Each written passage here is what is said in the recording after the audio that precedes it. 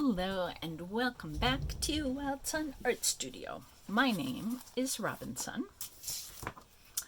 Please do like and comment and subscribe and share this video. If you like this video, I would appreciate it very much.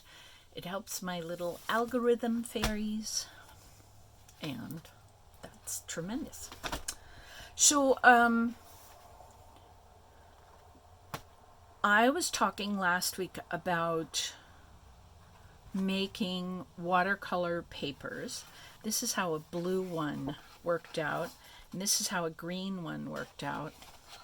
I love how, there's some yellow and then some darker splotches, and then there must have been a lot of water in this space. Anyway, they're very fun. And I wanted to show you what I've been doing with them. We're just making artist trading cards. Ta-da!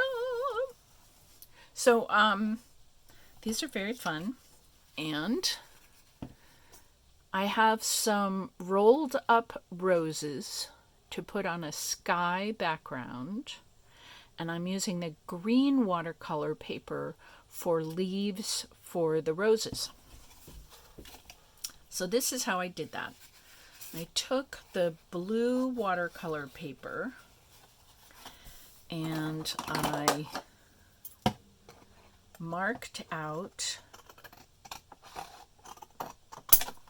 a whole bunch of artist trading card sized cards.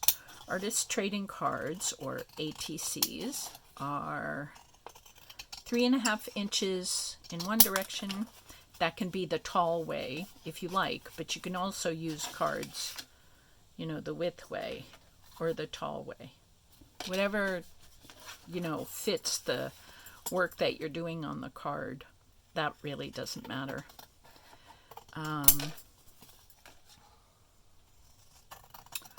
So I made a whole bunch of blue cards. And this is actually one of the fun things that happens when you cut cards. Now, doesn't this look like this is kind of a field?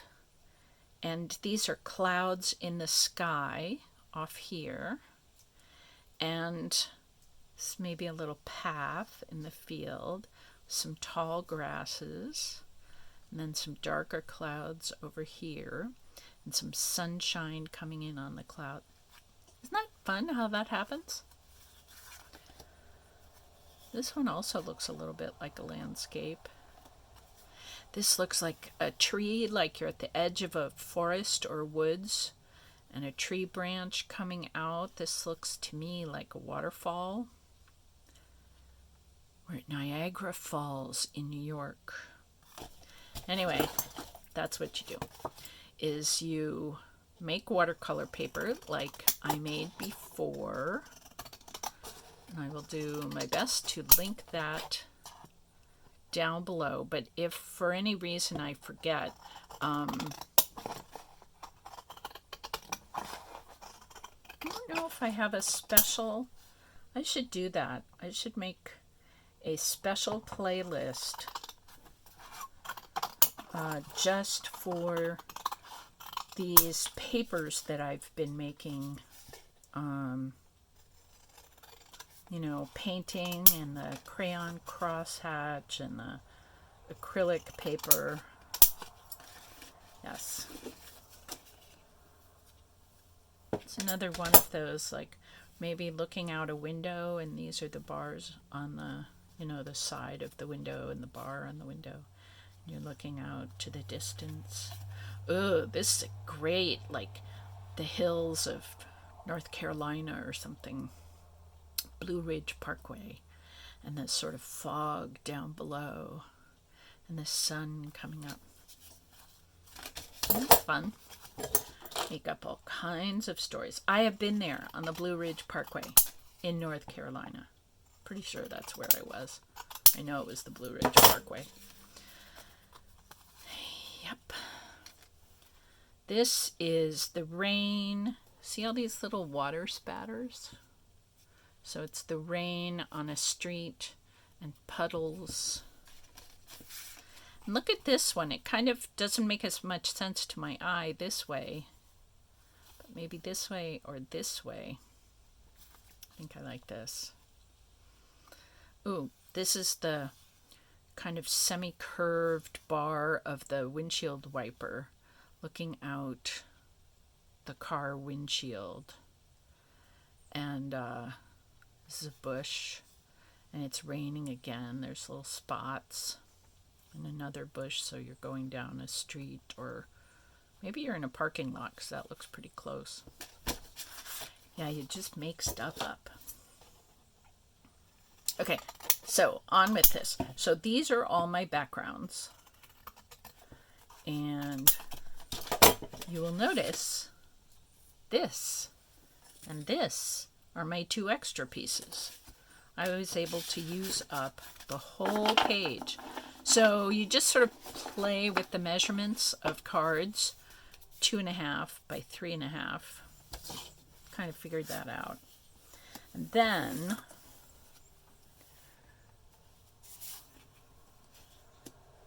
decide how you'd like to have the cards.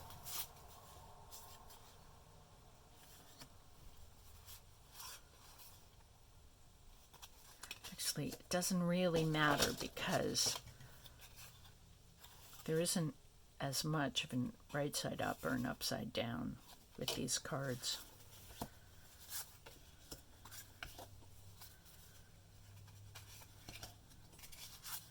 So I'll keep going, but there we go.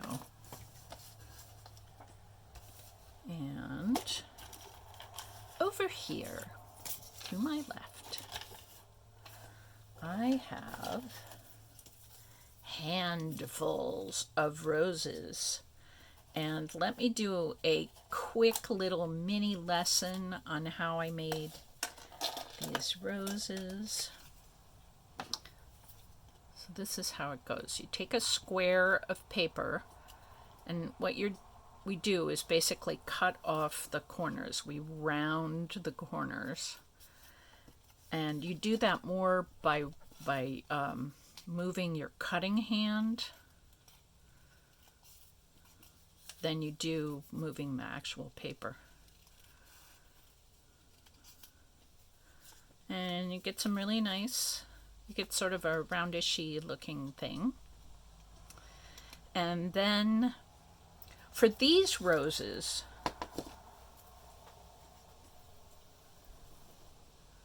see if I can do this here. You see how skinny they are? They're sort of flat. So I've cut little strips. I've cut the strip of, we're cutting a spiral, and I'm cutting the spiral pretty close so that this strip is very thin. See that?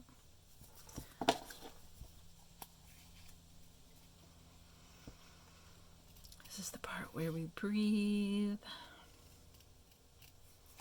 And if you believe in angels or guardian spirits or friendly ETs, or just believe in the people that you love in the world, you can start thinking about all of them. Thinking about how happy it makes you to have these people in your life.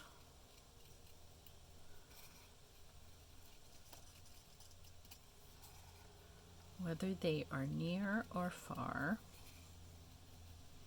Kind of especially if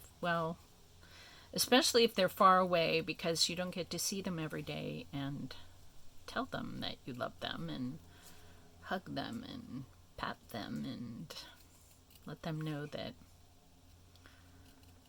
you have good feelings about them. But also close, important, even if these people are close to you. Because when people are close to you, I have found in my experience, it's kind of a messy spiral, but it's a spiral, really it is. And down here, you'll notice that this comes to a point. I think this works a little better if it doesn't come to a point, so I cut that off. So now I'm making a zigzag, a double zigzag, by squishing, let's see how close I can get, by squishing the paper together. See that little zigzag? And then do that again.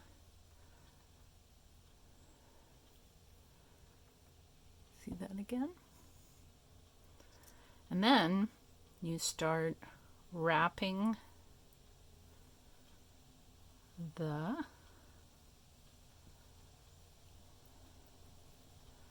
paper around. Let's see if I can show this to you. See, I'm sort of wrapping it in a spiral. And now I will do this from far away, and you can just imagine what wrapping a little skinny paper looks like. I mean, the spiral I'm making. So yeah, think of the people you love, even if they're close, because sometimes when we live closely with people, the things we think about when we're with them are how busy we are, or what, I don't know, bad dream we woke up with, or blah, blah, blah. And so we end up sharing the parts of ourselves that, you know, are intimate. They're who we truly are. And, but maybe they're just a little cranky on the edges. So that's what our beloveds see when we're with them. And so it's nice to remember them in these moments of quiet. And remember that we love them. Blow them little kisses. So we're actually getting somewhere. I don't want to let go of this too much because it will unwind like that just did. There. So we just keep winding and winding, and this is going to be the whole video today, me winding this rose. But the rest of it isn't very complicated. So we painted a watercolor background and let it dry. And then, so that's, there are three elements in a, well, sort of, in a, an ATC. There's the background, which we've done with watercolor, and we painted them, we cut them all to size. And then there is the focal point, which for these artist trading cards is going to be the three, excuse me, the three roses. So what I've done is I left a little circle at the end. I didn't cut the spiral. I should have said that. And for me, the circle that I'm leaving is about as big as my thumbnail. So when I've wound this all up, then I put a bunch of glue, and kind of a generous amount of glue, because the little spiral is just going to catch bits and pieces of the glue. So you want lots of bits and pieces of glue. And then we kind of close the door and shut that spiral right on top, and then just press it together for a sec. Well, for a few seconds. And while we're holding that, let's put one purple on each card. And I don't know if you can tell, but there are actually two different colors of red. There's a darker red and a little bit brighter red. So I'm putting one bright red and one dark red on each of these. Bright and dark, bright and dark. Have all the dark ones we need. Bright and dark, bright dark, bright and dark,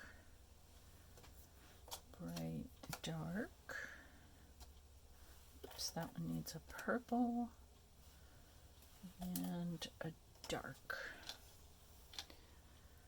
So I haven't glued these down yet, so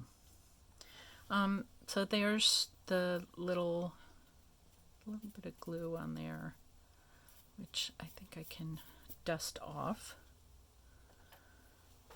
So the next step is that I'm being sort of generous with my glue here because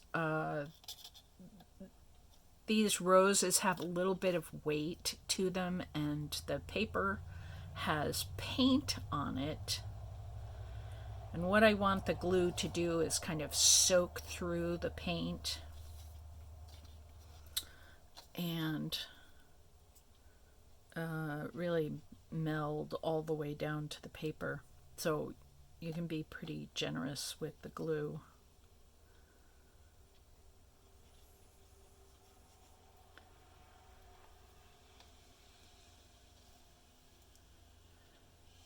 And we go like that, and then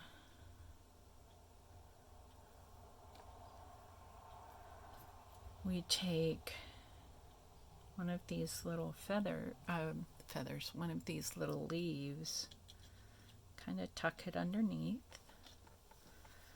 Actually, move these aside, so we're only working on 2.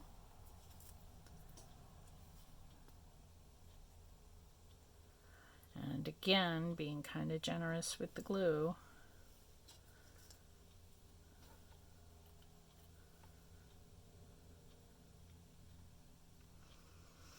Now, I am a member of a group at the Camden Library. It's Amy's Wednesday afternoon group.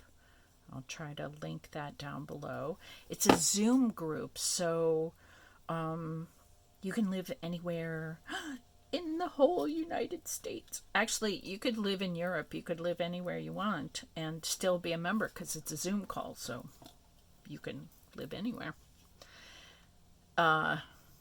Anyway, there are a bunch of us, just a few of us, who have decided to swap artist trading cards every month. And it's incredible. There are some outrageous artists who, real professional artists who are in this group, and the work that they do is very exciting. And there are also a bunch of people who are not professional artists who just do this because we like it. Sometimes I put 4 leaves on. Sometimes I put 5 leaves on. And I think I'm going to end up putting words of some sort. Like typewrite a little word to put down here. Some sort of inspirational word. But I don't know what those words are yet. But anyway, so this is kind of fun. Also, the Camden Library here in Maine also has just a box of artist trading cards at the front desk, and you can just walk in and give a card and take a card, or give 2 cards and take 2 cards. And there are lots of kids from the library, but don't think that artist trading cards from 5-year-olds are not completely inspiring, because they totally are. To think of these kids, who are trading with women artists of a certain age, Yeah, so professionals. So it's really fun to watch what kinds of cards end up there. And sometimes a card is really artistic, but it's not in a color you like. And sometimes a card is just completely adorable. And sometimes, yeah, there's sort of always something to learn. And this box at the front desk, you just can't believe it's stuffed. So if you're in the area, you should definitely stop in someday at the Camden Library and give a card and take a card from the Artist Trading Card box, because it's fun and it's inspirational. And yeah, and this is one way to do it. You can paint backgrounds. Oh, I didn't finish telling you that. So the three elements of an artist trading card are the backgrounds, which, you know, are these, just plain. And then the focal points, which are these. And then sort of, I call it bling, or it's been called bling by people. So maybe it's shiny, or maybe it's just, you know, fun stuff like leaves or the words. You know, it's sort of like a special little added something or other. So extra decoration. So yes, I wish you inspiration and play and color. I wish that to all of us, all across the world, wherever we are making art. Thank you very much for hanging out. I will see you next time. Bye.